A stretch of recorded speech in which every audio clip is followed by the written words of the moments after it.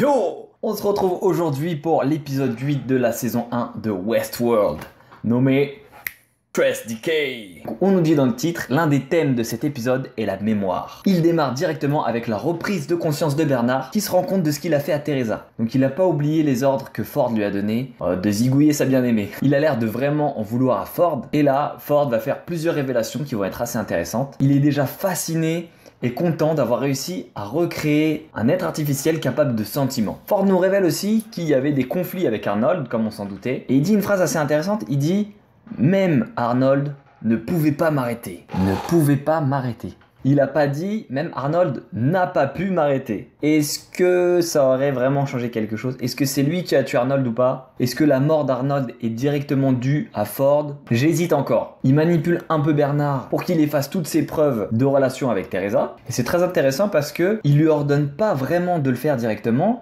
Il lui dit « Si tu le fais, tu seras récompensé. Je t'effacerai les souvenirs des actes atroces que tu as commis. » Il le traite un petit peu comme un être humain et non plus comme un robot. Il lui a pas ordonné, il lui a fait un petit peu du chantage. On voit que pour Bernard, c'est important d'oublier ce qu'il a fait à Teresa puisqu'il s'exécute. Donc ça veut dire que pour lui, le sentiment de culpabilité est vraiment très présent. Le fait est qu'après, quand Stubbs croise Bernard nie tout en bloc. Sûrement parce que Ford lui a fait oublier cette partie de relation avec Teresa. Mais du coup, Stubbs soupçonne quelque chose. Alors je pense pas qu'il soupçonne que Bernard soit un hôte. Il doit soupçonner Bernard en se disant « Bernard est en train de me mentir, je vais le surveiller ». Plus tard dans l'épisode, on retrouve l'entretien entre Arnold et Ford avec une interrogation qui revient dans cette série, la différence entre les robots qui peuvent vraiment ressentir des choses et les humains. Alors Ford le dit lui-même, pour lui il n'y a pas de différence, mais il le dit pas dans le sens où les robots sont aussi bien faits que des hommes, il le dit dans le sens où pour lui les hommes sont aussi stupides que des autres. On ressort son côté méprisant où il est prêt à tuer tout le monde, parce que pour lui ça n'a pas d'importance. Que ce soit un homme, un robot, lui ce qu'il veut c'est atteindre son objectif. Il souligne même que c'est quelque chose qui a consumé Arnold,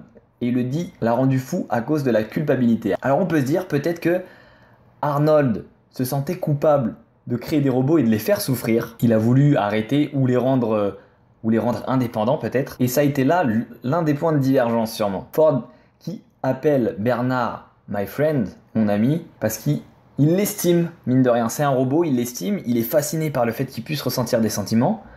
Il l'estime même plus que tous les humains qu'il côtoie. Et ça se termine par un élément assez intriguant quand Bernard demande à Ford « Est-ce que vous m'avez déjà fait tuer quelqu'un ?» Est-ce qu'il le dit « Non, je t'ai fait blesser personne ou tuer personne. » Et là, il y a un petit flashback avec la collègue qui avait disparu, Lexi, qui est étranglée par Bernard. Alors, est-ce que Ford ment ou est-ce que quelqu'un d'autre a demandé à Bernard de zigouiller sa collègue? Moi, je pense plus pour la seconde option. Ford n'a aucun intérêt à mentir à Bernard. D'ailleurs, il a l'air de répondre vraiment sincèrement. Il y a des mimiques sur son visage alors que c'est un personnage qui n'est pas très expressif. L'épisode se poursuit avec Maeve qui continue son ascension fulgurante. Elle switch encore entre le parc et les ingénieurs qui la bidouillent. Superbe musique, The House of the Rising Sun. C'est quelque chose que j'ai pas abordé dans ma vidéo précédente, mais c'est vraiment stylé.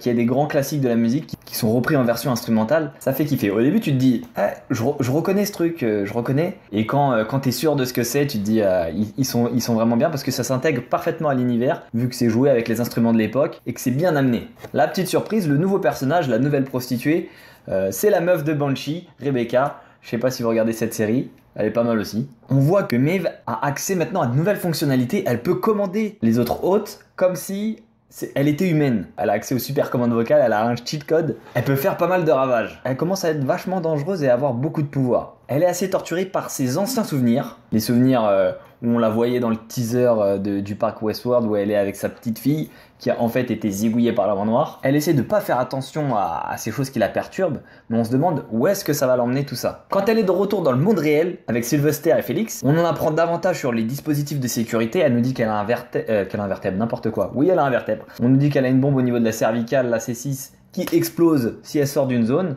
et donc son but c'est de se la faire retirer si elle veut s'échapper. Une petite interrogation justement autour de ce fameux Félix, donc l'asiatique, le quota chinois de la série, qui l'aide alors qu'il devrait pas forcément. Il sait qu'avec son pote Sylvester, ils sont dans une merde pas possible. Il y a un moment où elle est vulnérable quand il la met inconsciente. Il a le choix entre laisser Sylvester la zigouiller, mais non, il décide de la sauver. Il décide de comploter contre son ami, de rester dans cette situation assez inconfortable pour la sauver. Alors on voit qu'il est pris un petit peu de compassion pour elle, il l'a dit, il l'a sous-entendu qu'il la considérait déjà comme quelqu'un de vivante. Mais là on se demande, est-ce que Félix ça serait pas un hôte? Et même s'il a son avis sur la chose, il est obligé un petit peu d'écouter Maeve. Alors, je suis pas méga fan de ça, c'est plausible, et il y a de grandes chances pour que ça soit ça, mais ça serait dommage, voilà, qu'il rajoute à toutes les sauces des hôtes partout en fait. Justement, on va voir comment Félix réagit une fois qu'il voit que Maeve est dangereuse, hein, après qu'elle ait joué à Fruit Ninja avec la gorge de Sylvester.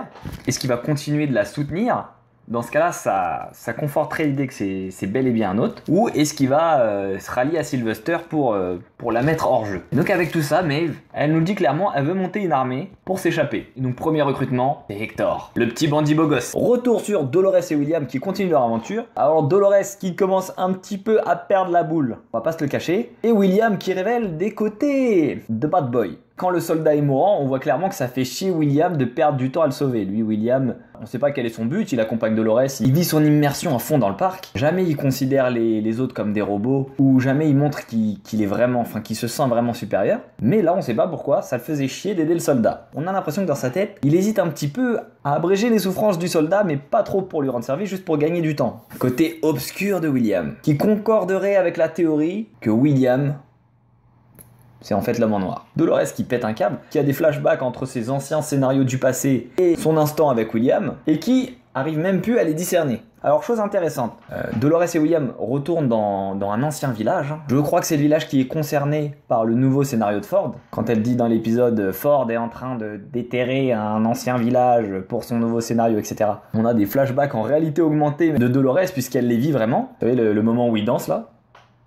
On voit que c'est un village où ils formaient les robots un petit peu. Soit c'est avant l'ouverture du parc, soit c'est un village de bêta-testeurs. Je ne sais pas. Et on voit que dans ce village, il y a quelqu'un d'autre qui a pété un câble. Tous les robots sont morts et Dolores qui veut se tirer une balle dans la tête, avec l'arme qu'elle a déterrée dans son jardin. Donc est-ce que ça a un lien? Est-ce que c'est vraiment une ancienne histoire de Dolores? Elle se remémore? Ou est-ce qu'elle revit un événement du parc, mais qui ne la concernait pas directement? Les histoires avec Dolores et William, entre les théories des différentes époques, les souvenirs et tout, ça commence à nous perdre un petit peu. On espère que dans les 2 prochains épisodes, on aura des petites réponses qui seront apportées à ce niveau-là. Donc on sait qu'elle est un petit peu guidée par Arnold qui lui demandait de la rejoindre justement dans ce village, mais William qui l'en empêche. William qui retarde un petit peu les révélations de la série là. William, il va falloir qu'on parle toi et moi. Et à la fin, on a le retour de Logan, donc le beau-frère de William, qui est venu avec une petite armée pour se venger de l'avoir laissé tout seul. Qu'est-ce que ça va donner, on sait pas, mais c'est pas ça le plus intriguant pour moi, c'est plus les histoires avec Ford, les labyrinthes, etc. Ça enchaîne avec Charlotte Hale, la meuf du conseil, qui confronte la mort de Teresa avec Ford, qui le soupçonne, c'est sûr qu'elle sait que c'est lui qui l'a tué. Et Ford, acteur 100% dans la vraie vie et dans la série, oh elle est morte, pardon. Mais par contre, l'autre fois, le robot qui a pété un câble, c'était un peu un coup monté. Ford qui remet ses pions en place, qui réintègre Bernard. Donc là, c'est un peu plus intéressant parce qu'on sait que Bernard, c'est un robot. Et on voit Ford qui le reprend avec lui. Ford qui regagne encore du pouvoir alors qu'il en a déjà énormément. Et Charlotte Hale qui jouait sa maline, là, elle peut rien faire. Elle se sent impuissante. Du coup, elle va monter un petit stratagème. Elle veut faire échapper un robot. Sûrement qu'elle veut que ça retombe sur Ford après. Comme par hasard, le robot, c'est l'ancien robot qui jouait le père de Dolores. Coïncidence?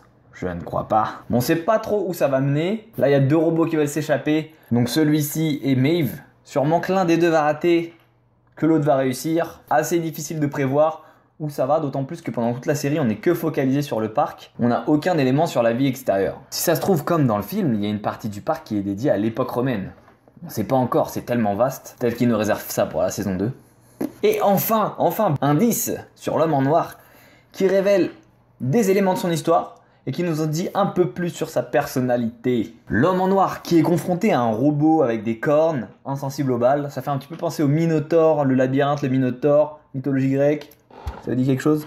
Le Minotaure qui garde le labyrinthe mais qui doit se nourrir de sacrifices. Que de symbolique dans cette série. Mais beaucoup d'indices nous sont laissés et sûrement il y a des trucs qu'on va découvrir après et on fera ah d'accord. Donc bref, l'épreuve du Minotaure passée, on a des révélations sur l'homme en noir. Nous, on l'a vu dès l'épisode 1, il nous dit ça fait 30 ans que je viens, il fait des trucs pas très gentils à Dolores et tout, on se dit c'est vraiment un connard. Et là, il nous explique qu'en gros, c'est un connard, mais depuis pas longtemps. Donc, drame familial, sa femme a pris trop de Doliprane. Sa fille lui a dit des paroles, je sais que t'es un monstre, etc. Apparemment, ça l'a marqué puisqu'il a décidé de venir ici se tester. J'ai l'impression que, il le dit lui-même, il cherche le labyrinthe, non pas pour s'amuser, mais parce qu'il en a marre que les hôtes soient prisonniers de leur fonction d'hôte et qu'il veut les libérer. Il veut permettre aux hôtes d'être libres pour que les autres aient la possibilité de le tuer. La possibilité. Il a envie que ces robots soient libres d'agir comme ils veulent contre lui. On a l'impression, d'après mes longues études en psychologie, qu'il cherche est-ce qu'il est vraiment responsable de la mort de sa femme, est-ce qu'il mérite d'être encore en vie ou pas, est-ce que c'est quelqu'un de bien, pas bien, est-ce qu'il mérite de vivre ou pas. Il nous dit ouais, la première fois j'ai tué la petite fille de Maeve.